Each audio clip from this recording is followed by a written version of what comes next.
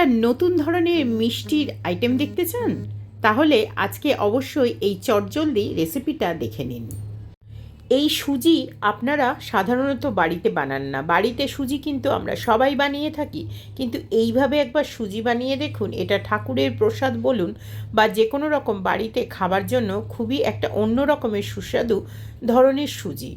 আমি জোর গলায় বলতে পারি এরকম সুজি সত্যি কিন্তু আপনারা বাড়িতে বানান না। তার জন্য প্রথমে আমি দিলাম এখানে কিছুটা দুধের মধ্যে 1 বাটি মতন সুজি এবং তার সাথে একটু এলাচের গুঁড়ো দিয়ে প্রায় 15 থেকে 20 মিনিট এটা ভিজিয়ে রেখে দিলাম। সুজিটা একটু ফুলতে হবে। প্রথমেই পার্থক্যটা দেখলেন, সুজিটাকে কিন্তু ভাজা হলো না। এবারে দেখুন আমি এর মধ্যে দিয়েছি চিনি। একটা ফ্রাই প্যানের মধ্যে চিনি দিয়ে চিনিটাকে ভালো করে আমি ক্যারামেল করতে দিয়েছি। যেরকম গাঢ় যদি ক্যারামেল চান তাহলে বেশিক্ষণ ফোটাবেন, আর যদি কম ক্যারামেল চান তাহলে কমক্ষণ এটা ফোটাবেন।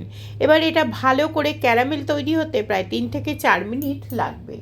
যদি ক্যারামেল তৈরি করাতে হাত টানা পটু থাকে সেক্ষেত্রে একটু জল দিয়েও বানাতে পারেন। মানে প্রথমে ফ্রাই প্যানে একটু জল, তার মধ্যে চিনি দিয়ে ধীরে ধীরে ক্যারামেল বানাবেন। তাতেও কিন্তু ক্যারামেল আপনাদের একেবারে পুড়ে কালো হয়ে যাবে না।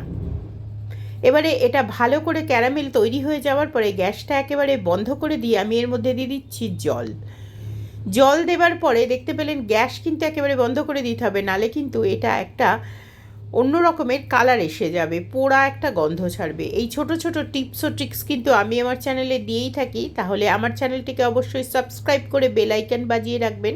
আর যারা আজকে নতুন এসেছেন তারা কিন্তু অবশ্যই আমার চ্যানেলকে সাবস্ক্রাইব করবেন। বেল আইকন এই কারণেই বাজিয়ে রাখবেন, কারণ যখনই আমি নতুন রেসিপি দেব আপনাদের কাছে পৌঁছে যাবে আমার চ্যানেলের ইনস্ট্যান্ট নোটিফিকেশান। এবারে এর মধ্যে দিয়ে দিলাম 1 চামচ গাওয়া ঘি। দিয়ে এই ক্যারামেল, গাওয়া ঘি এবং জল যখন ভালো করে মিশে গেল তখন এর মধ্যে ভেজে রাখা দুধের মধ্যে দেওয়া সুজিটা দেখুন অনেকটা ফুলে উঠেছে। বাই দ্য ওয়ে, এখানে সুজি কিন্তু আপনারা অবশ্যই ব্যবহার করবেন ছোট দানার সুজি। যত মিহি সুজি হবে তত এটা খেতে ভালো হবে। এই দেখুন খানিকক্ষণ নাড়াচাড়া করার পরে এটা কিন্তু বেশ একটা অন্য রকমের কালার চলে এলো এবং ঘিটা আলাদা হয়ে বেরিয়ে এসছে। এর উপরে আপনারা আপনাদের মনের মতন ড্রাই ফ্রুটস দিয়ে দেবেন। আমি এখানে অ্যালমন্ড আর তার সঙ্গে ক্যাশিউ ব্যবহার করেছি। একেবারে সুন্দর তৈরি হয়ে গেল। আসলে এই সুজিটির নাম হলো মাখান্ডা সুজি। মাখান্ডা সুজি হচ্ছে সাধারণত প্রসাদ হিসাবে ব্যবহার করা হয় পাঞ্জাবি গুরুদুয়ারাতে।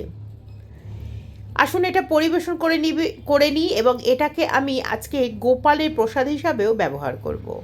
এটা আপনারা পুরি, লুচি, রুটি যে কোনো কিছুর সাথে খেতে পারেন, বা বাচ্চাদেরকে খাওয়াতে পারেন, বা শুধু মুখেও খেতে পারেন।